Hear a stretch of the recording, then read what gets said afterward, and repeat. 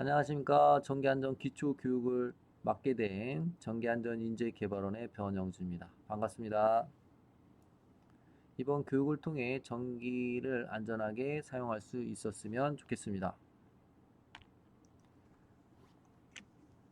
목차를 보도록 하겠습니다. 목차는 크게 전기안전관리 체계 및 공사 현황, 2장 전기 일반 상식, 3장 전기 재해 종류 및 예방과 대책에 대해서 설명드리도록 하겠습니다. 전기안전관리 체계 및 공사 현황입니다. 전기안전관리 체계는 국민을 전기로부터 안전하게 보호하기 위해서 정부 기관인 기후에너지환경부가 전기안전관리를 주최하고 있습니다. 그리고 전기설비 검사 점검 및 조사 연구 홍보 교육에 관한 업무를 한국전기안전공사에서 담당을 하고 있고요. 전력 생산은 발전사, 수송 및 판매는 한국전력에서 담당하고 있습니다. 그리고 전기안전관리 교육 및 선해임 관리. 이 부분은 전기기술인에 대한 전기기술자 자격증을 가지고 계신 분들의 경우에는 한국전기기술인협회에서 이력 관리를 하고 있습니다. 이렇게 보시면은 조금 더 자세히 보시면 기술협회 이외에도 전기공사협회, 대한전기협회, 대한전기학회 등이 있습니다. 한국전기공사협회는 말 그대로 전기공사에 대한 시공 품질 관리를 담당하는 업무를 하는 업무를 하고 있다고 보시면 되고요. 대한전기협회와 대한전기학회에서는 기술이 발전함에 따라 법 개정 부분이나 학술 부분이나 이런 부분들에 대해서 담당을 하고 있다고 보시면 될 것 같습니다. 저희 한국전기안전공사는 그 전기사업법 제74조, 전기안전관리법 제30조에 의거하여 설립이 되었습니다. 설립 목적을 보시면은 전기로 인한 재해를 예방하기 위해서 전기 안전에 관한 조사, 연구, 기술 개발, 홍보, 교육을 담당하고 있습니다. 우리 그 한국전기안전공사는 1994년도에 설립이 되었고요. 1995년도에 재난관리 책임기관으로 지정이 되었습니다. 2000년도에는 충남 아산에 전기안전기술교육원을 개원을 하였고 2014년도에 그 전북 혁신도시 완주군에 본사를 이전하였습니다. 저희 그 전기안전인재개발원은 현재 어디에 있냐면 전북 정읍에 위치하고 있습니다. 2024년 1월에 개원을 하였습니다. 그래서 현재는 2000년도에 개원한 충남 아산에 있는 기술교육원은 없어지고 여기 정읍에 전기안전인재개발원을 개원하였습니다. 전기안전공사는 전기재해로부터 국민의 생명과 재산을 보호하기 위해 설립된 기관입니다. 그래서 보시는 것 같이 전기 설비에 대한 검사, 점검 업무를 담당하고 있는데 그 자세히 보시면 일반용 전기 설비, 여러 사람이 사용하는 시설에 대한 전기 안전 점검, 사회복지 시설도 여기에 해당합니다. 그다음에 전기 안전관리 대행, 사용 전 점검, 정기 검사, 공사 계획 수리 업무 등을 담당하고 있습니다. 또한 그 안전관리 지원 활동을 하고 있는데요. 저희가 이제 국가 공인 교정기관 업무를 맡고 있습니다. 그래서 계측 장비에 대한 교정 업무를 맡고 있고요. 재난관리 업무, 사고조사 업무, 엔지니어링 업무까지 저희 한국전기안전공사에서 담당하고 재난이나 사고가 발생을 하게 되면 저희 한국전기안전공사에서 나가서 재난 업무에 대한 사고 조사를 진행하고 있습니다. 전기 설비의 종류를 보시면은 발전 설비, 송변전 설비, 배전 설비, 그 다음에 사용자 설비로 나누어집니다. 사용자 설비가 뭐냐면은 이제 지금 현재 사용하고 있는 뭐 이렇게 사회복지시설도 사용자 설비에 들어가겠죠. 이 설비는 용량에 따라서 자가용과 그 일반용으로 나눠질 수 있습니다. 대부분의 경우에는 그 다 일반용 설비에 해당이 될 겁니다. 특히 이제 사회복지시설의 경우에도 큰 설비가 아닌 경우에는 일반용 설비가 많이 있을 거고요. 어, 뭐 삼성전자, LG, 뭐 SK 같이 큰 대규모 공장은 이제 우리가 자가용 전기 설비라고 표현을 합니다. 발전 설비는 보시는 것 같이 뭐 가스나 석유로 생산하는 화력 발전, 그 원자력을 이용해서 생산하는 원자력 발전, 물에 의해서 생산하는 수력 발전으로 나눠지는데, 어, 요즘에는 그 신재생에너지 발전이라고 해서 풍력 발전, 태양광 발전, ESS 뭐 여러 가지 설비도 이제 발전 설비에 포함이 됩니다. 송전 설비와 변전 설비는 우리가 이제 한전에서 관리하는 설비를 보통 우리가 송전과 변전 설비라고 이렇게 표현을 하고요. 용량이 낮아져서 이 고객에게 전달되는 설비를 우리가 이제 배전 설비라고 이렇게 표현을 하고 있습니다. 이렇게 전기 설비가 나누어져 있고요. 전체를 보시면 요만큼부터는 이제 이거 전기 사업용 설비라고 해서 보통 이제 저희도 이제 특수한 설비로 봐서 본사에서 검사를 진행을 하고 나머지 요 자가용 전기 설비와 일반용 전기 설비에 대해서는 저희 그 47개 지사, 13개 지역 본부가 있습니다. 그쪽에서 자가용 전기 설비와 일반용 전기 설비에 대한 검사를 진행을 하고 있습니다. 그 아래 부분은 이제 공사계획 인가, 뭐 검사 점검, 정기 검사, 점검 부분들이 있는데요. 이런 것들은 이렇게 한국전기안전공사에서 점검을 진행하고 있구나 정도만 아시면 될 것 같습니다. 그래서 이제 조금 사진으로 저희가 보여드렸는데요. 그 사업용과 자가용, 일반용으로 나누어집니다. 아까 말씀드렸지만 사업용에서 발전 설비는 화력 발전도 있을 수 있죠. 그 다음에 신재생에너지에서는 태양광 발전, 수력 발전, 뭐 풍력 발전 이런 부분들이 이제 신재생에너지라고 보시면 될 것 같고요. 아까 내용하고 비슷합니다. 요거는 이제 저희가 이제 사진으로 이렇게 표현을 해드렸고 송전 배전이 있습니다. 요 부분까지는 저희가 이제 사업용 전기 설비라고 말씀드렸죠. 자가용 전기 설비는 종류가 이제 크게 고압으로 수전을 받냐, 저압으로 수전을 받냐 해서 이제 자가용으로 이렇게 나눠지는데요.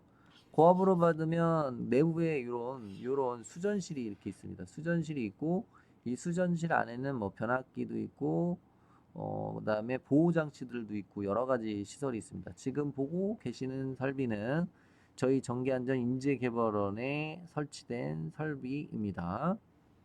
근데 저압 수전 설비 같은 경우에는 저압 설비인데 왜 자가용이냐? 저희가 이제 구분을 할 때 75kW 이상 설비는 우리가 이제 저압이지만 자가용 전기 설비로 보고 있습니다. 그래서 이 용량이 커지게 되면은 무엇을 하셔야 되냐면 전기 안전 관리자를 선임을 하셔서 관리를 받으셔야 됩니다. 나머지 그 일반용 전기 설비를 보겠습니다. 일반용 전기 설비는 75kW 미만 설비가 일반용 설비가 되겠죠. 그 중에서 이제 대부분의 경우에는 3kg에서 5kg 정도 사용을 하고 있습니다. 우리 이제 그 농사용 전기나 주택용 전기는 3kg에서 5kg 이렇게 사용을 하고 있고요. 이제 업무용으로 들어가서 이제 이렇게 식당을 사용하거나 조그마한 점포를 사용하는 그 사무실 같은 경우에는 이제 10kg에서 75kg까지 는 우리가 이제 일반용 전기 설비라고 이렇게 구분을 하고 있습니다. 이 정도만 하고 넘어가도록 하겠습니다.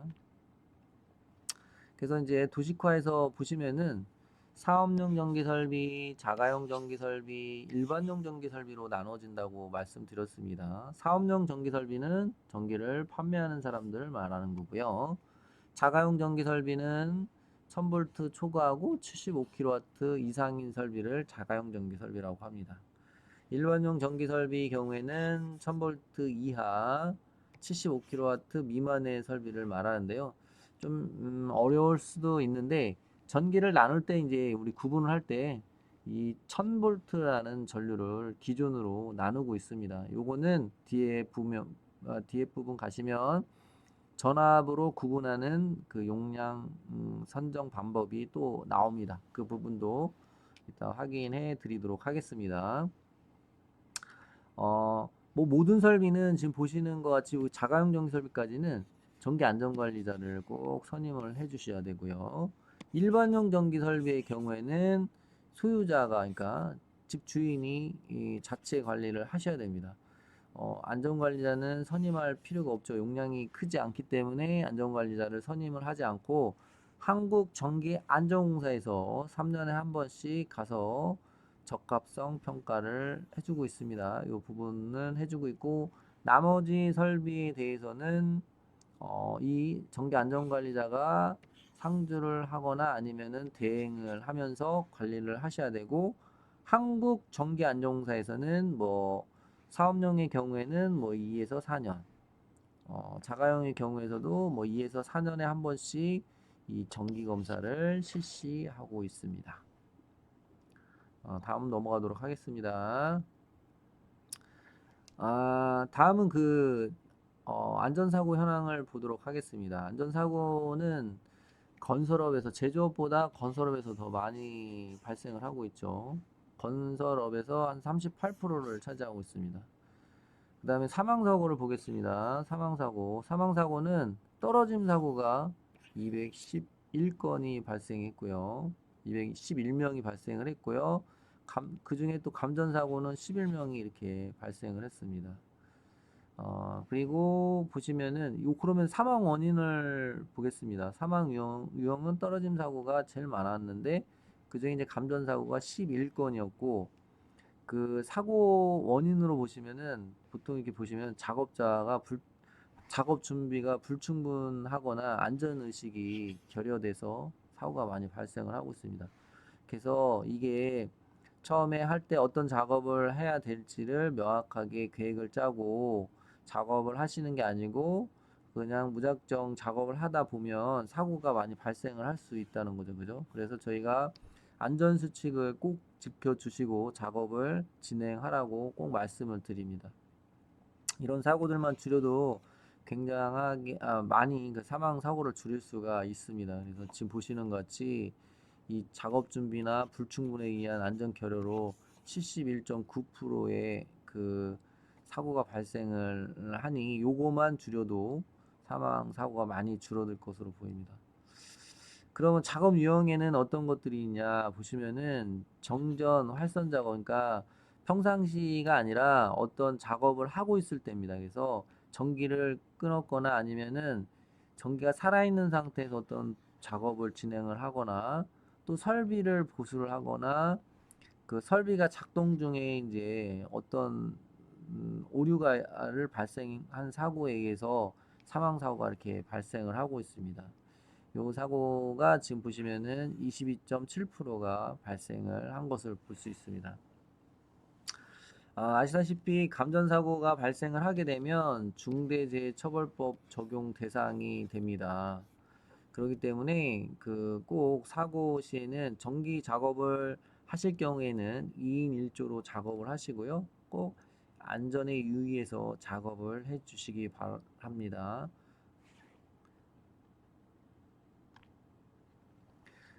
다음은 안전사고 현황이 되겠습니다.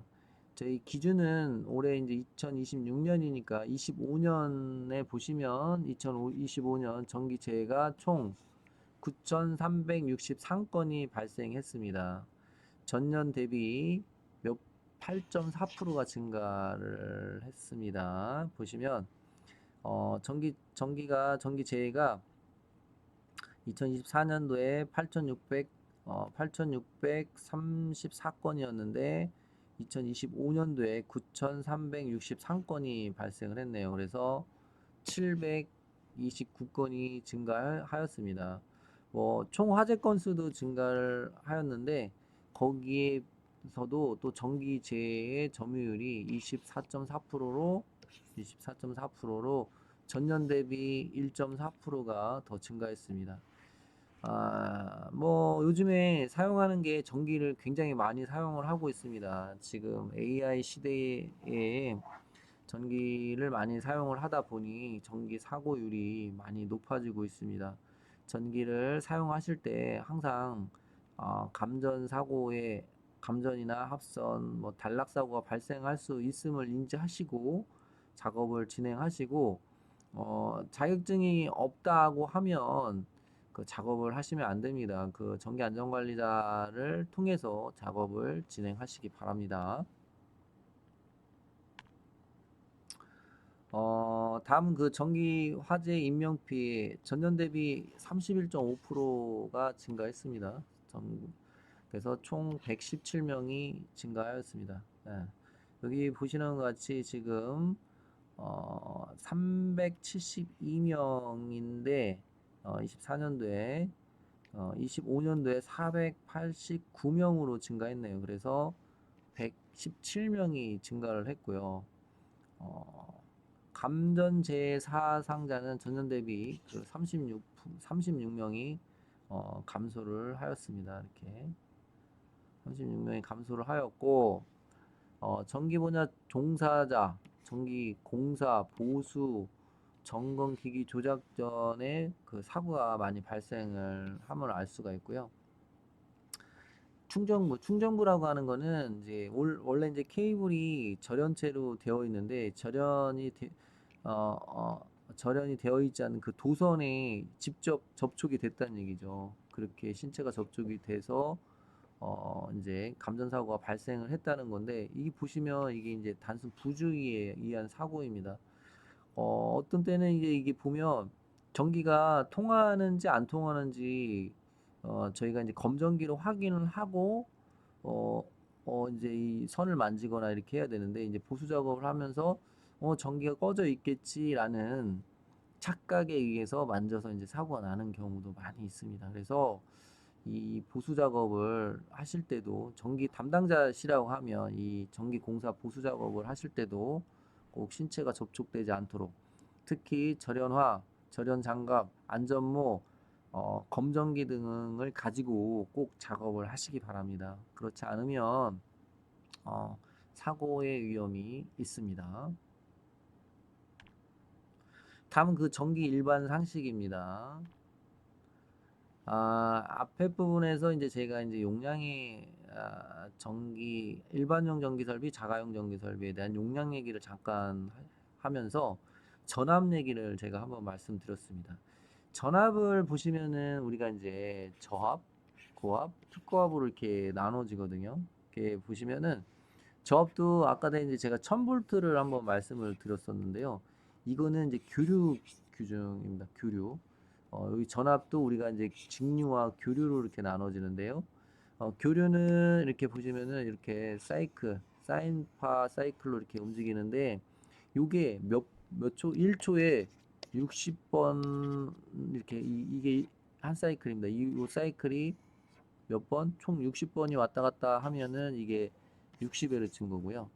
50번이 왔다 갔다 하면은 우리가 50Hz라고 이렇게 표현을 합니다. 근데 우리나라는 무조건 다 60Hz를 사용을 하고 있고요.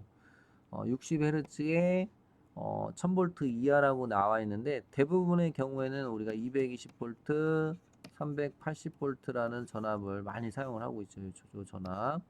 이렇게 전압을 사용을 하고 있고, 요게 이제 저압 부분이 되겠습니다. 1000V 이하지만 380, 220V만 아시면 될 것 같아요. 그 다음에 고압에서는 이제 보통 1000V 초과 7000V 이하 전압을 우리가 고압이라고 하는데요. 이건 이제 구내 배전 설비라고 해서 이제 자가용 전기 설비에 많이 사용하시는 전압인데, 3300V, 6600V, 요게 이제 우리가 고압 설비라고 표현을 하고, 7000V 초과라고 얘기를 하지만 거의 대부분 우리가 22900V를 사용을 하고 있습니다. 이게 한전 전압입니다. 한전 전압. 이렇게 사용을 하고 있고요. 직류는 이제 저압은 1500V, 고압은 1500에서 7000V 이하, 특고압은 7.5도 초과. 제가 이렇게 말씀드리는 거는 아직 그렇게 많이 상용화가 되어 있지 않기 때문에 말씀드리는 겁니다. 이제 앞으로는 요게 이제 직류도 많이 나누 사용을 하게 될 겁니다.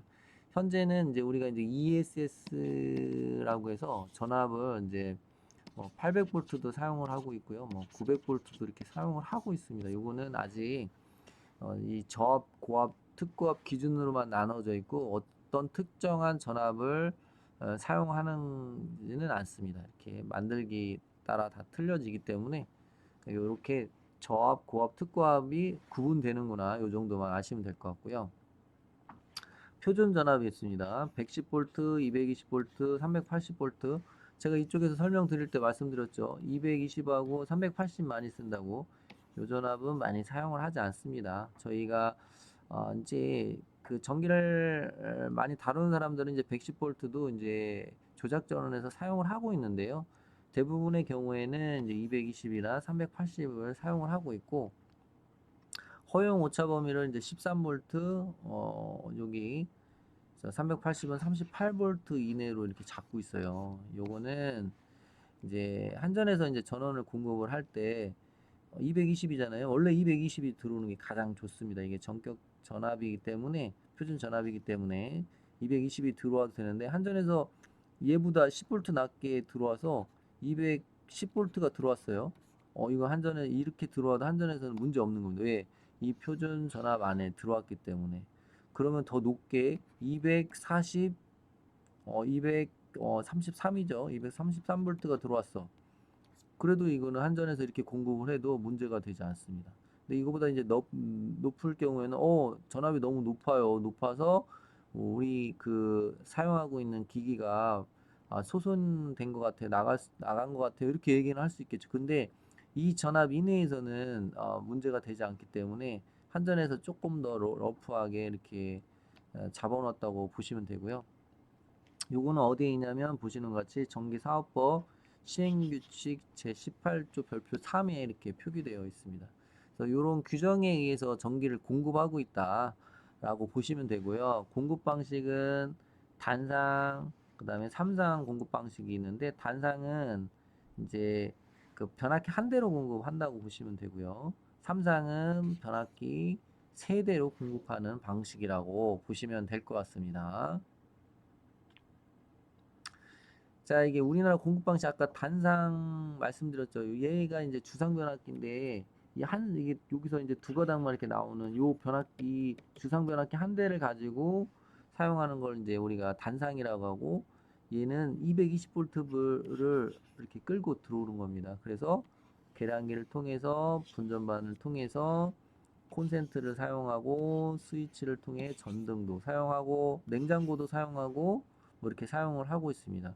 그래서 대부분의 경우에 이제 용량이 작은 옛날 집 같은 경우에는 큰 콘센트 회로 하나, 그 다음에 전등 회로 하나 해서 이렇게 분기회로를 보통 이렇게 두 개를 해놨는데요. 요즘 아파트는 굉장히 많죠, 그죠? 여기 보면은 욕실도 따로 나가고, 외등도 따로 나가고, 에어컨도 따로 나가고, 주방도 따로 나가고, 주방에서 또 인덕션 라인도 따로 나가고, 그 다음에 뭐 거실, 뭐 안방, 뭐 이렇게 해서 여러 개로 나눠 놨습니다. 여러 개로 나눠 놓으면 좋은 게 뭘까요? 만약에 이제 누전이나 어떤 이상이 발생했을 때 얘만 떨어지겠죠, 그죠? 주방에 이상 있으면 주방만 떨어지고, 에어컨만 이상 있으면 에어컨만 떨어지고, 그러면은 그 에어컨 쪽 라인만 손을 보시면 되잖아요. 근데 지금같이 이렇게 분기가 많이 되어 있지 않으면, 여기 보시면 에어컨 이렇게 있네요, 그죠?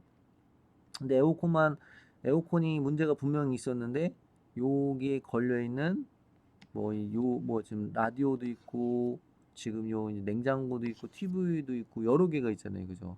그런 그 원인을 찾기가 굉장히 어려울 수도 있습니다. 그래서 요런 거를 이렇게 많이 분리해 놓으시면은 전기를 사용하는데 편리하게 사용하실 수가 있습니다.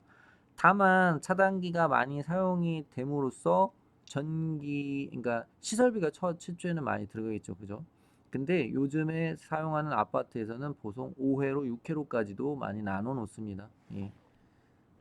이렇게 많이 나눠 놓으면은 조금 더 편리하게 사용할 수 있겠구나 정도만 아시면 될 것 같습니다. 다음은 이제 우리가 책임분계점이라고 표현을 하고 있습니다. 우리가 이제 한전에서 가공으로 들어오는 걸 가공인입이라고 하고요. 땅에서부터 들어오는 거를 지중인입이라고 합니다. 그래서 이제 한전 책임분계점이라고 해서 이렇게 나눠진다는 거는 재산을 나누는 분기점이라고 보시면 됩니다. 여기서 고장나는 부분은 어디? 한전에서 수리를 하고요. 이 이후에서 고장나는 부분도 소유자가 고치셔야 된다는 얘기인데요. 소유자분들이 잘 모르시죠, 그죠? 그래서 이 계량기 쪽까지 사실은 요거는 이제 법적인 사항이기 때문에 당연히 아셔야 되는 부분이고요. 만약에 이제 이쪽 부분에 문제가 있다고 하면 이쪽 부분에 문제가 있다고 하면 한전에서 와서 인입 배선부터 해서 손을 봐주니까 한전에 연락하시면 되고요. 만약에 이 안쪽 부분에 어떤 부분이 이상이 있다 하면 저희가 이제 일부 그 한국 전기 안전공사에서 출동을 해서 응급 조치를 해주고 있습니다. 다음은 그 전기 재해 종류 및 그 예방과 대책에 대해서 설명드리도록 하겠습니다. 감전 재해 종류에 대해서 나왔네요. 이거는 뭐 옆에는 한번 읽어 보시고요. 전기 재해 종류에는 보시면 감전, 전기 화상, 전기 화재, 전기 설비에 대한 손괴, 부셔지는 거죠, 그죠? 그다음에 정전기 재해, 그다음에 낙뢰 재해, 전자파 장애, 뭐 이렇게 정전 이런 부분들을 우리가 전기 재해라고 이렇게 표현을 하고 있습니다. 이거는 뭐 그냥 읽어 보시면은 무슨 의미인지 다 아실 것 같습니다. 그래서 이런 종류가 있다라는 것만 하고 넘어가도록 하겠습니다. 그 다음에 중요한 게 뭐냐면 누전 차단기입니다. 누전 차단기. 이거는 굉장히 중요합니다. 만약에 이제 누전 차단기가 설치가 되어 있지 않다고 하면은 감전사고 날 확률이 굉장히 높습니다. 접지가 여기 보시는 이런 접지가 진짜 접지값이 낮게 잘 되어 있다고 하면은 문제가 되지 않겠지만 접지를 우리가 다 믿을 수가 없겠죠. 근데 현재 우리가 이제 규정이 사업법 전기안전관리법 말씀드렸고요. 접지가 이제 우리가 공통접지라는 거를 사용을 하고 있습니다. 그래서 그런 접지를 사용해서 진짜 접지가 잘 되어 있다고 하면 사실은 누전 차단기가 시설이 안 되어도 되지만 누전 차단기를 설치함으로써 좀 더 접지가 되어 있다 하더라도 이중으로 보호할 수 있는 게 되겠죠. 그래서 누전 차단기는 꼭 설치를 하셔야 된다라고 생각을 하셔야 됩니다. 이거는 생명과 직결이 되어 있다라고 생각을 하시면 되고요. 누전 차단이 그러면 언제 동작이 되냐면 말 그대로 누전이 되면 동작이 됩니다. 전기 기기의 절연이 저하가 되면 뭐가 생기냐면 누설 전류가 발생을 하게 됩니다. 누설 전류가 발생을 하면 이게 지락으로 발생을 하고 대지 전이가 상승을 해서 사람이 만졌을 경우에 사람을 통해서 이렇게 대지로 기로를 하게 됩니다. 그러면서 감전이 되는데요. 사람이 일단은 사람을 모면을 통해서 전류가 흐를 수 있는 전압이 형성이 되면 무조건 감전이 됩니다. 그래서 요게 누전이 됐을 때 차단기가 동작될 수 있도록 우리가 뭐를 이렇게 설치해 놓냐면 여기다가 이렇게 접지라는 걸 설치를 해서 이렇게 기로할 수 있게 해놨죠. 그래서 사람이 만지기 전에 이쪽 앞에 누전 차단기가 설치가 되어 있고 요 차단기가 뚝 떨어져서 감전을 보호할 수 있게 해주는 겁니다. 그래서 접지도 꼭 필요하고요. 이 누전 차단기도 꼭 필요합니다. 그래서 이렇게 설치를 해 놓으셔야 됩니다. 그러니까 이 사회복지 시설에 계시는 분들은 꼭 접지가 이탈이 되어 있지 않은지 녹이나 부식이 되어 있지 않은지도 꼭 확인하셔야 돼요. 그죠? 만약에 이게 부식이 많이 되어 있다가 하면 저항이 커지겠죠. 저항이 커지면 요게 접지 저항값이 커지게 됩니다. 접지 저항값이 커지면 이쪽으로 흐르는 전류도 있지만 사람으로 흐르는 전류가 더 많을 수가 있습니다. 그러면은 감전의 위험이 더 커질 수가 있겠죠. 그래서 주기적으로 접지 저항을 측정하고 이상률을 확인을 하셔야 됩니다. 그래서 이제 여기 보시면은 감전사고 인체의 그 통전 전류 계산식이 나오죠. 그죠? 그래서 이제 여기 접지 저항값이 105ohm이고 사람의 저항을 1000ohm으로 하면 얘하고는 병렬이기 때문에 이런 식으로 지금 이렇게 계산을 하게 됩니다. 거기에 여기 개통 접지 쪽에 있는 오음을 합치면 95.95ohm이 나오거든요. 얘를 220V로 이렇게 나눠주면 실질적으로 흐르는 전류의 양이 2.3A가 흐르고 2.3A가 흘렀을 때 우리 사람을 통해 흐를 수 있는 전류가 209mA라는 거죠. 그죠? 근데 이게 지금 요 전류가 진짜로 계속 지속적으로 흐르고 있으면 사람 감전 사고가 일어날 수 있습니다. 그래서 이 전류의 크기, 충전 시간에 의해서 이 감전이 되냐 안 되냐가 결정이 되는 거죠. 그래서 이쪽에 뭐가 설치돼야 되냐면 30mA짜리 누전 차단기가 설치가 돼야 되겠죠. 그죠? 누전 차단기가 설치가 돼야 됩니다. 누전 차단기가 설치가 되면 30mA 이상의 누설 전류가 흘렀죠. 그죠? 여기 보면 지락 전류가 2.3A가 흘렀으니까 뚝 하고 떨어지겠죠. 그래서 감전이 되지 않습니다. 몇 초에? 0.03초에 동작이 되기 때문에 감전이 되지 않죠. 그 전에 사람이 만지기 전에도 이미 누전이 됐다고 하면 만지기 전에 동작이 됐을 겁니다. 자, 보겠습니다. 그러면은 감전이 됐을 때 사람이 어떤 느낌을 받느냐가 이렇게 나와 있습니다. 한번 1mm에서 2mA가 흘렀다. 요걸 우리가 이제 최소 감지 전류라고 합니다. 최소 감지 전류라고 이렇게 표현을 하는데요. 이때는 그냥 두전이 되나 보다라고 느낄 정도고요. 그 다음에 이제 이쪽 부분을 이제 가수전류라고 이렇게 표현을 하는데요. 가수전류는 한 10mA 정도. 약간 근육이 경직되고 통증을 조금 느낄 정도의 전류를 말합니다. 세 번째 이제 불수전류라고 표현하는 거는 한 20mA 정도. 이때는 이제 근육이 수축이 돼요. 막 수축이 돼서 내가 손을 띄고 싶은데 이탈할 수 없는 전류의 양이 20mA입니다. 그 다음에 심실세동이라고 이렇게 나옵니다. 이 전류값은 50mA 이상일 경우에는 이제 심실세동. 이제 심실세동이라는 게 심장이 제대로 막 이렇게 엇박자로 뛰고 이제 이렇게 되는 거죠. 그때는 어떻게 된다? 사망에 이를 수 있는 전류가 이 50mA입니다. 굉장히 무섭죠, 그죠? 1A, 2A가 아니라 50mA, 20mA, 10mA입니다. 이렇게 작은 전류에 감전이 되어도 사람이 이제 통증을 느끼고 사망을 할 수 있다는 얘기입니다. 자, 그러면 감전이 되었을 때 어떤 응급 조치를 취해야 하나요? 인공호흡 한다고 되어 있죠. 인공호흡을 하는데 이걸 어떻게 해야 되냐면 감전이 됐다 그러면은 1분 이내에 인공호흡을 하면은 소생률이 한 95% 정도 됩니다. 3분 이내에 하면 75%, 그리고 6분 이내에 하면 25% 정도밖에 되지 않죠. 그죠? 그래서 만약에 감전이 되었다고 하면 빨리 인공호흡을 하고 그 전기 충격기를 사용해서 다시 이제 그 응급 조치를 진행을 하고 그다음에 119에 신고를 해야 되겠죠. 그죠? 이렇게 진행을 하셔야 됩니다.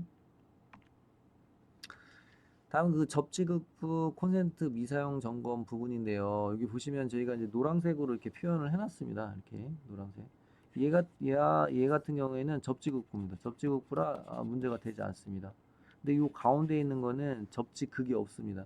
접지극이 없으면 어떤 현상이 일어나냐면 요게 누전이 발생을 할 경우에 이렇게 대보면은 이렇게 저압 검정기에 불이 들어옵니다.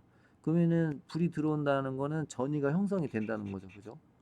전이차가 발생을 한다는 얘기입니다. 그래서 사람이 만지면 감전이 될 수 있습니다. 사회복지시설에는 이런 컵 소독기가 스텐으로 되어 있을 거예요. 요것도 마찬가지로 이제 노래방 기기인데 얘도 마찬가지로 쇠로 되어 있겠죠. 그죠? 근데 그 주택에 사용하는 설비의 경우에는 이중절연이 되어 있기 때문에 다 플라스틱으로 되어 있어요. 그래서 누전이 돼도 손으로 만져서 또 감전이 되지 않아요. 근데 그 다중이용 시설 여러 사람이 사용하는 설비 용량이 큰 설비에 사용하는 이런 뭐 소독기나 뭐 이런 부분들이 굉장히 크거든요. 산업용으로 만들어져 있어서 이게 다 스텐으로 되어 있어요. 그래서 누전 차단기가 설치되어 있지 않거나 그다음에 접지극이 되어 있지 않으면 감전의 위험이 굉장히 큽니다. 이거는 뭐 언젠가 물기가 많은 장소에 보통 사용을 하기 때문에 어느 순간에는 누전이 될 수가 있거든요. 그러면은 그거는 어떻게 된다? 사람을 통해서 흘러갈 수밖에 없다. 보시는 것 같이 10mm, 20mm만 흘러도 불수전류라고 해서 손을 뗄 수 없는 전류가 되는 거죠. 그죠?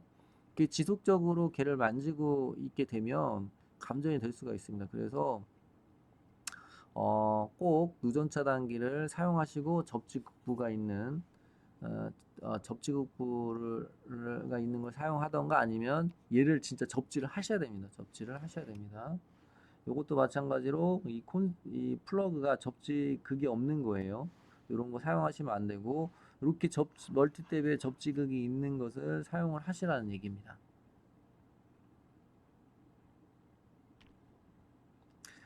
다음은 그 과부하 부분입니다. 과부하 부분을 보시면은 이제 전격 전압이 있겠죠. 220V가 있겠죠. 거기요. 그래서 이 허용 전류가 있습니다. 허용 전류가 이제 보통 우리가 이제 허용 전류 이하를 전격 전류라고 하는데요. 이 전격 전류에서 사용을 해야 되는데 이 전류보다 더 많은 전류, 뭐 2배, 지금 여기가 좀 3배, 4배, 5배를 흐르게 되면 이렇게 얘가 과열이 되면서 선이 높게 된다는 얘기입니다. 그래서 요거는 저희가 영상을 한번 보면서 영상을 보면서 한번 어떻게 발생이 되는지 확인해 보도록 하겠습니다.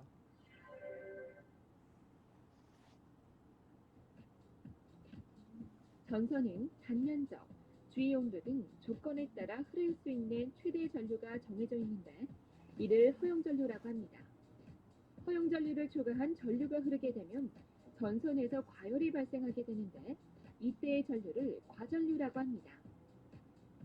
전선에 흐르는 전류가 허용 전류 이내의 경우 발열과 방열이 평형을 이루어 온도 상승이 일어나지 않지만 허용치 이상의 전류가 흐르게 되면 온도의 평형이 깨져 도체가 발열하기 시작합니다. 이 발열에 의해 피복이 탄화되고 도체 표면이 짙게 변색됩니다. 결국 지속되는 열에 의해 전선이 용융되고 화재가 발생됩니다.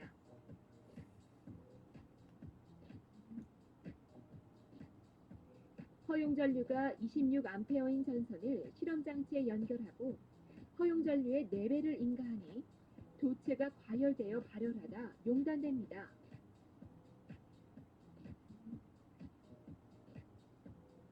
실생활에서도 과전류에 의해 화재가 발생하는데 전력 사용량이 많은 제품들을 하나의 멀티 콘센트에 꽂아 사용하게 되면 전선에서 과열이 발생합니다.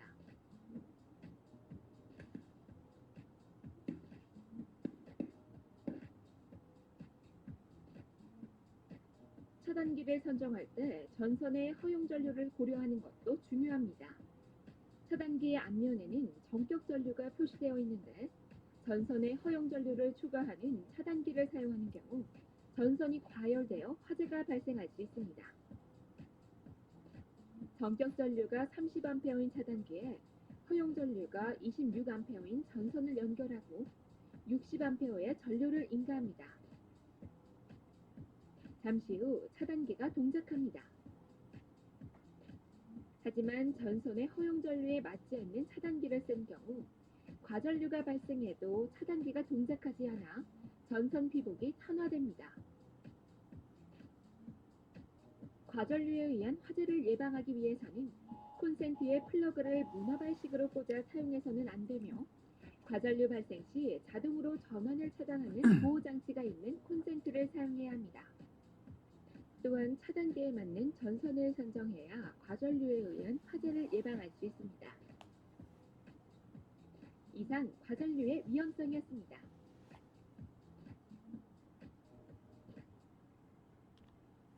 자, 여기서는 아까 이제 과전류 부분에서는 제일 중요한 게 뭐냐면 문어발식 배선이에요. 그래서 거기에 뭐 다리미도 꽂고 그다음에 뭐 다리미도 꽂고 그다음에 뭐 헤어 드라이기도 꽂고 뭐 이런 식으로 여러 개를 꽂아서 사용을 하게 되면 용량이 초과하게 되거든요. 그러면 이제 차단기가 동작이 되면 좋은데 또 차단기도 100% 동작된다는 보장이 없죠, 그죠? 그리고 계속 사용을 하게 되면 내부의 선이 이제 가열이 돼서 나중에는 저항이 커지게 됩니다. 그러면서 열이 발생을 하게 되고 나중에는 이제 문제가 발생을 할 수 있으니까 문어발식으로 이렇게 여러 가지를 꽂아서 사용을 하시면 안 됩니다. 집에서도 마찬가지예요. 인덕션 특히 있으신 분들 인덕션 쓰시고 다리미 다리미 쓰시고 청소기 돌리시고 이렇게 하면 지금 제일 많이 전기 쓰시는 부분들이에요. 그런 부분들 주의하셔가지고 뭐 바로 사고 나는 건 아니지만 그래도 사고 날 수 있는 요지는 만들지 않는 것이 좋습니다. 내가 썼는데 가끔 차단기가 집에 있는 차단기가 떨어지더라. 그러면은 전기 많이 쓰시는 겁니다. 그거는 조금 다른 기기를 줄이시고 같이 동시에 가동이 안 되도록 이렇게 하시는 게 좋고요. 다음은 그 단자 풀림에 따른 그 접촉 불량인데요. 접촉 불량이 나게 되면 전류가 흐르죠. 이 전류가 이렇게 흐르게 되면 이 표면적이 작기 때문에 이쪽 열에 의해서 이렇게 요까지 이렇게 여기 요 부분까지 이렇게 얘가 전기를 많이 써서 그러는 게 아니라 요쪽이 풀린 거죠, 그죠? 단자가 풀리다 보니까 이 열이 접촉면이 작으니까 여기까지 지금 열이 이렇게 간 겁니다. 그래서 단자 조임이 굉장히 중요해요. 그래서 혹시 여기 안전관리자 분들 계시면은 내가 전기 뭐 어떤 장비가 없다 그러면은 그 전기 드라이버 있죠, 그죠? 드라이버 가지고 십자 드라이버 가지고 이렇게 다 한 번씩은 조여 주셔야 돼요. 그 대신에 이제 드라이버가 종류가 우에 이제 쇠가 있는 게 있어요. 쇠가 있는 거를 여기다 대면 어떻게 되게요? 감전될 수 있습니다. 그래서 꼭 그 전기 절연이 되어 있는 그 드라이버를 사용하시고요. 어, 그리고 이제 안전관리자가 아닌 경우에는 하시면 안 되겠죠, 그죠? 이거는 전기 안전관리자가 직접 하셔야 되는 부분들입니다. 그죠? 접촉 불량 부분도 한번 영상 시청하도록 하겠습니다. 접촉 불량이란 전선 접속부의 접속 상태가 불량하여 전류가 흐를 때 접속부에서 발열되는 현상으로 발열 상태가 지속되면 접속부 주변에 아산 화동이 발생합니다. 온도가 올라가면 저항이 증가하는 도체와는 달리 아산 화동이 발생하는 부위는 온도가 올라갈수록 저항이 낮아지는 특성을 갖습니다. 이로 인하여 아산 화동이 발생되는 부위에 더 많은 전류가 흐르게 되고 아산 화동은 더욱 증식됩니다. 전선 간 접속이 불량한 상태에서 전원을 인가하니 접속점에서 아크가 발생하고 아산 화동이 생성되며 교체가 발열하여 전선 피복이 용융되기 시작합니다. 시간이 지날수록 아산 화동은 더욱 증식되고 아산 화동이 생성된 부위에 휴지를 올려놓자 착화가 진행되는 모습을 통해 화재가 발생할 수 있음을 알 수 있습니다. 가정에서 사용하는 콘센트도 접촉 불량으로 화재가 발생하기도 합니다. 콘센트와 헐거워진 플러그를 접속할 때 접속 불량으로 인해 아크와 열이 발생하고 아산 화동이 생성과 증식이 진행되며 지속되는 발열로 인해 발화하게 됩니다. 콘센트가 헐거워진 상태에서 전원을 인가합니다. 시간이 지날수록 접촉 불량 부위에서 열이 축적되어 아산 화동이 생성되기 시작합니다. 또한 콘센트 덮개를 덮고 접촉 불량을 시켰을 때 플러그가 고열에 의해 녹아내리며 연기가 발생하였습니다. 다음은 전선과 단자 간 접촉 불량 발생 과정을 알아보겠습니다. 단자대와 전선을 느슨하게 접속하고 전원을 인가하였을 때 접속 불량 부위에 고열이 발생하여 아산 화동이 생성됩니다. 진동이 있는 곳에서 사용하였을 때 접속부 주변에서 아크가 발생하여 케이스가 탄화되는 것을 볼 수 있습니다. 접촉 불량에 의한 화재를 예방하기 위해서는 플러그 플러그와 접속이 헐거워진 콘센트는 새 것으로 교환하고 진동이 발생하는 장소에서는 전기 접속부의 접속 상태를 주기적으로 확인해야 합니다. 이상 접촉 불량의 위험성이었습니다. 네, 보시는 것 같이 그 플러그를 오래 사용하다 보면은 이렇게 플러그를 꽂았을 때 헐거운 게 있어요. 헐겁고 그런데 또 전기를 많이 사용해요. 그러면은 꼭 그 플러그나 콘센트를 교체를 하셔야 됩니다. 그렇지 않으면은 화재의 위험이 있다는 얘기입니다. 그래서 이렇게 보시는 것 같이 이런 상태로 이게 지금 이게 이제 정상적인 상태죠. 이게 정상적인 상태인데 이런 상태가 되어 있는 그 플러그를 계속 사용을 하시는 분들도 계세요. 그러면은 이건 언제 불이 나도 이거는 뭐 이게 누가 얘기를 못 하잖아요. 그죠? 이 정도 되는 거는 내부에 문제가 발생을 한 부분이거든요. 이런 건 교체를 하시거나 버리셔야 됩니다. 기계기구로 버리셔야 되고요. 다음은 이게 전선이 규격이 있어요. 전선 규격이 여기 이제 1.6mm는 사용을 하시면 안 되는 전선입니다. 2.5스퀘어 이상의 전선을 사용을 하셔야 되겠죠. 그죠? 전선은 굵으면 굵을수록 허용 전류가 커지겠죠. 그죠? 그래서 선은 굵은 걸 사용하시는 게 좋습니다. 그런데 돈이 많이 들어가기 때문에 우리가 전선을 작은 걸 사용을 하고 또한 우리가 사용하는 기기가 그 허용 전류가 그 전격 전류가 크지 않기 때문에 이제 2.5스퀘어 하면 돼도 이제 웬만하면 다 사용을 하는데 진짜 용량이 큰 거 뭐 인덕션이나 이런 건 2.5스퀘어로 안 됩니다. 뭐 4스퀘어 아니면 6스퀘어 이렇게 더 큰 그 전선을 사용을 하셔야 됩니다. 그 용량에 맞춰서 사용을 하시면 됩니다. 그 배기회를 보겠습니다. 이게 배기회도 이렇게 보시면은 이게 관리가 안 된 거죠. 그죠? 이렇게 먼지가 굉장히 많고 이렇게 부산물들이 많다 보면 얘가 돌아갈 때 부하가 엄청 걸리겠죠. 그죠? 부하가 걸린다는 거는 결국은 이 모터가 과열이 된다는 얘기입니다. 얘도 마찬가지로 이렇게 기름때가 껴 있으면 요 안에 베어링에 기름이 들어갔을 거고 요 돌아가는데 원래 1A만 1A의 전류가 필요했는데 이것 때문에 이게 다 부하입니다. 이 기름때가. 그래서 2A, 3A가 걸리면서 얘가 과열이 되고 과열이 돼서 여기서 이제 화재가 발생을 할 수 있다는 겁니다. 층간 단락 부분도 한 번만 더 보시고요. 예, 보도록 하겠습니다. 층간 단락이란 변압기, 전동기 등에 사용되는 코일 권선의 절연물의 절연이 나빠져 같은 성의 코일이 서로 단락되는 현상입니다. 모터가 이물질로 인하여 부석되거나 발열 불량이 장시간 발생하면 모터 코일의 온도가 상승하게 됩니다. 이로 인해 코일이 변색되고 절연 성능이 나빠지며 절연 성능의 저하로 코일 간 단락이 발생하게 됩니다. 이때 단락으로 인한 아크와 화염이 발생하여 주변에 있는 먼지에 의해 발화하게 됩니다. 선풍기 모터에서 층간 단락이 발생하는 과정을 실험을 통해 알아보겠습니다. 코일의 열화로 절연이 불량해진 선풍기에 전원을 인가할 경우 코일에서 연기와 아크가 발생하기 시작하며 잠시 후 큰 불꽃이 일어납니다. 층간 단락이 발생하지 않기 위해서는 선풍기 모터 주변을 정기적으로 청소해주고 모터 과열 방지를 위해 선풍기에 옷을 올려놓지 말아야 합니다.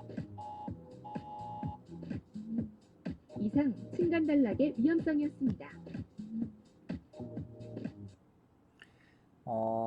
전에 설명드렸듯이 이게 전기에 부하가 걸리게 되면 내부에 열이 발생을 하면서 이렇게 화재가 발생을 합니다. 그래서 보시는 것 같이 팬 같은 경우에도 깨끗하게 관리하셔야 되고 선풍기에 어떤 뭐 옷을 걸어 놓거나 이렇게 해서 부하를 많이 걸어 주시면 안 됩니다. 예, 그런 부분들 잘 참고하시면 될 것 같습니다.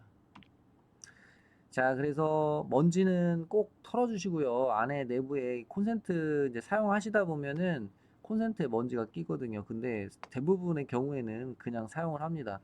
이 생활하면서 아무리 우리가 이제 청소기를 많이 돌린다고 해도 이 먼지가 생각보다 많습니다. 그 먼지에 의해서 습이 들어가고 그 습에 의해서 이 부음 방전이 일어나서 화재도 발생을 할 수가 있으니까 그런 부분들도 꼭 했어서 혹시나 이런 게 있다 그러면은 콘센트 플러그 뽑은 다음에 먼지들이 있는지 제거하시고 그 다음에 이렇게 많이 꽂으시면 안 되겠죠. 그죠? 이렇게 많이 꽂아 놓으시면 이제 전격 부하를 초과하게 되고 순간적으로 화재가 발생을 할 수가 있습니다. 이거는 이제 배선 차단기하고 누전 차단기 부분을 표시해 놓은 건데요. 이렇게 생긴 게 이제 보통 우리가 배선 차단기는 배선을 보호하는 차단기라고 전선을 보호하는 차단기라고 보시면 되고요. 누전 차단기는 크게 보면 감전 보호용으로 많이 사용을 하고 있습니다. 누전이 되면 떨어져야 되겠죠. 그죠? 떨어지지 않으면 감전이 될 수가 있다는 얘기입니다. 그 얘기고요. 좀 자세하게 이렇게 표현된 게 이제 이쪽 부분이 이제 이렇게 산업용 요즘에는 이렇게 산업용 누전 차단기라고 표시되어 있고 주택용 누전 차단기라고 이렇게 표시되어 있습니다. 그래서 일반 건물에 사용하는 게 주택용이 더 안전하겠죠. 왜? 전기를 모르시는 분들이 사용하는 수 있도록 더 안전하게 만들어 놨다는 얘기입니다. 그래서 이 대부분의 경우에는 이제 요 주택용 누전 차단기를 사용을 하시면 되고요. 전문가들이 이제 공장이나 이런 부분들에서는 조금 더 이제 그 보호 협조가만 이루어질 수 있는 이 산업용 누전 차단기를 사용하시면 될 것 같습니다. 그래서 누전 차단기에는 뭐 고감도, 중감도 이렇게 표현이 되어 있고요. 이렇게 누전 차단기 안에 보면 써 있습니다. 이렇게. 그래서 이 뭐 30mA라고 써 있으면 30mA 이하에서는 무조건 이제 떨어지는 거죠. 그래야 감전이 되지 않으니까요. 그죠? 근데 이제 상황에 따라서는 이제 50mm, 100mm, 200mm, 500mm 이렇게 해서 사용을 할 수가 있습니다. 이런 것들이 있다. 이 정도만 아시면 될 것 같고요. 뭐 떨어지는 것도 빨리 떨어지는 거, 그다음에 뭐 시연은 시간에 맞춰서 떨어지는 거, 그다음에 그 전류량에 따라서 그 반환시 특성으로 떨어지는 거 이런 것들이 있습니다. 근데 대부분의 경우에 이제 우리가 인체 보호용인 경우에는 0.03초 이내에 차단이 되죠. 산업용은 좀 늦죠, 그죠? 그래서 이 주택용이 인체 보호용은 주택용이라고 보시면 되는데 굉장히 빨리 떨어져서 안전하다는 얘기입니다. 그다음에 요거 이제 LS 산전인데 지금 이제 LS 일렉트릭이라고 바뀌어 있죠, 그죠?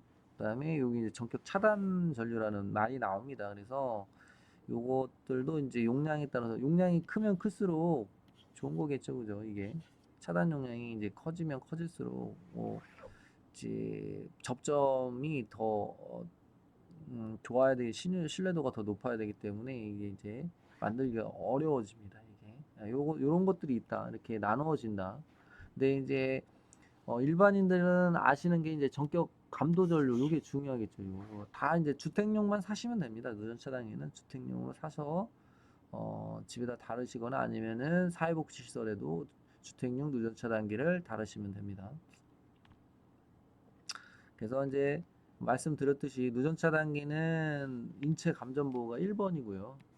거기에 이제 과부하나 이 단락도 차단할 수 있는 거죠, 그죠? 누전 차단기가 좋죠. 근데 이제 이걸 이제 산업용에서 안 쓰는 이유는 이제 이게 오동작하거나 조금만 누전돼도 떨어지게 되면 장비가 쓰고 기계가 안 돌아가니까 이제 요거 말고 이제 좀 더 보완된 기기들 이제 산업용으로 많이 사용을 하고 있고요.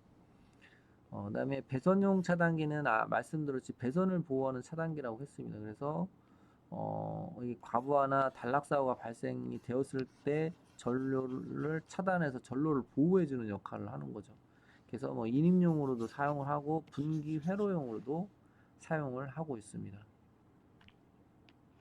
이게 이제 누전 차단기 사진이 되겠습니다. 이게 요 앞에 있는 게 이제 배선용 차단기고요. 이쪽에 이제 이건 SPD 부분인데 요거는 넘어가도록 하겠고요. 이제 누전 차단기가 이제 보시면 하나, 둘, 셋, 넷, 다여, 일곱, 여덟, 아홉 개 이렇게 설치가 되어 있습니다. 요렇게 생긴 게 이제 15mA인데 요거를 우리가 보면 욕실에 사용을 하고 있습니다. 욕실에 사용을 하고 있습니다.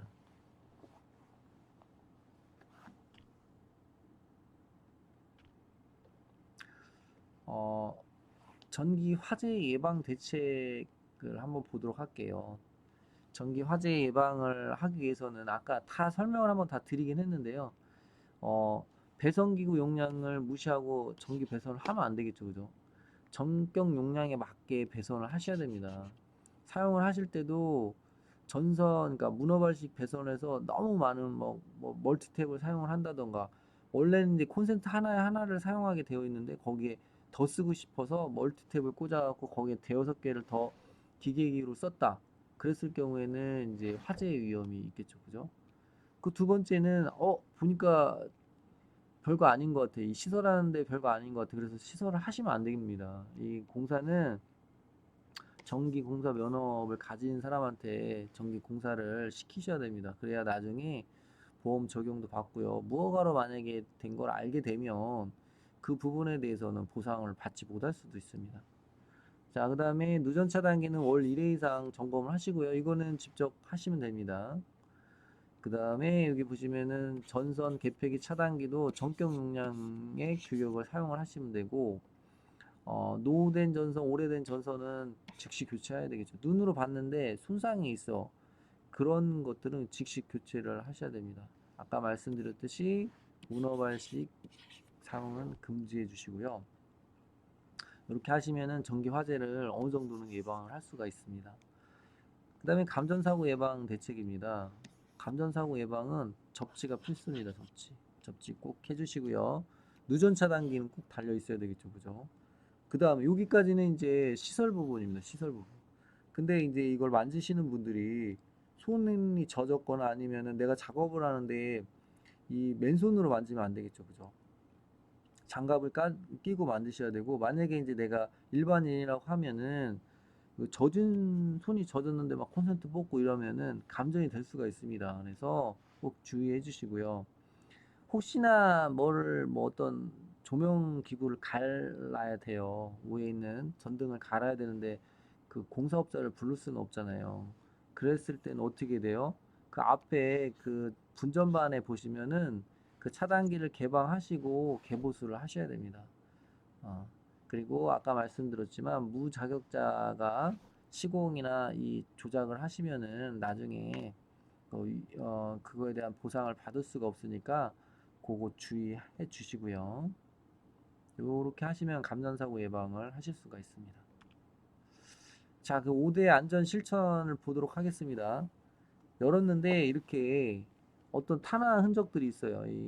여기 보시면은 콘센트나 플러그, 그 다음에 차단기, 그 다음에 선이 이렇게 다 벗겨지고 이렇게 어, 부식이 됐어요. 이렇게 됐으면 그냥 쓰시면 안 됩니다. 언젠간 사고가 날 수 있고 전류를 많이 사용하게 되면 사고 위험이 굉장히 큽니다. 그렇기 때문에 무조건 교체해 주십시오. 무조건. 다음은 먼지 제거입니다. 아까 이제 그 환풍기 팬도 보셨지만 이런 먼지들을 제거함으로써 이렇게 먼지들을 제거함으로써 전기 화재를 몇 프로? 30%, 최소 30%를 제거할 수 있습니다. 환경이 안 좋으면 화재가 발생을 합니다. 기기기구도 고장이 납니다. 환경을 깨끗하게 유지하면 건물과 수명을 같이 할 수 있지만 환경이 습하거나 아니면 먼지가 많거나 아니면 과부하로 사용을 한다던가 그랬을 경우에는 전기 화재 위험이 굉장히 높습니다. 이런 부분들 꼭 유념하시고 사용을 해주시면 될 것 같습니다. 세 번째로 그 누수 부분이 있습니다. 누수 부분. 누수되는 부분은 이렇게 누수가 되면 빨리 보수를 해야 되겠죠. 이 물이 여기로 떨어지게 되면은 단락이 발생을 할 수가 있습니다. 그래서 이 부분을 꼭 이렇게 되는 부분이 있다 그러면은 방수 처리를 하셔야 되겠죠. 그죠? 그다음에 누전 차단기는 언제? 1년에 한 번씩 아니 월 1회씩 꼭 눌러 주시고요. 그다음에 마지막 이제 실천 안전 수칙입니다. 사용하지 않는 혹시 아이들이 있으면 안전 커버로 이렇게 꽂아서 거기에 이제 젓가락 같은 거 이렇게 꽂지 않도록 거기에 꽂으면은 감전되겠죠, 그죠? 그 다음에 젖은 손으로 꼭 만지시면 안 되겠죠, 그죠? 그 다음에 혹시나 이제 거기가 자가용 전기설이다 그러면 고압선에는 가시지 마십시오. 굉장히 위험하니까 가지 마시고 또 뭐죠 이렇게 문어발 배선 하시면 안 된다고 말씀드렸습니다. 꼭 주의하시기 바랍니다.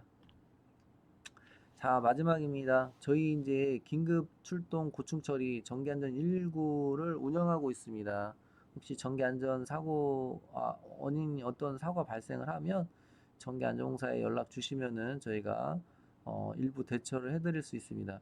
일단은 저희가 혹시나 못 나갈 수도 있지만 되도록이면은 이제 안내는 드릴 수 있습니다. 특히 이제 사회복지시설이나 독립유공자, 장애인, 기초수급자들 대상으로는 응급조치를 해드리고 있고, 전기 안전에 관해 혹시 궁금한 사항들이 있으면 전기안전공사에 언제든지 연락 주시면 저희가 조치해 드리도록 하겠습니다. 자, 이상 전기 안전 기초 교육을 마치도록 하겠습니다. 1시간 동안 수업 들으시느라 고생 많으셨습니다. 감사합니다.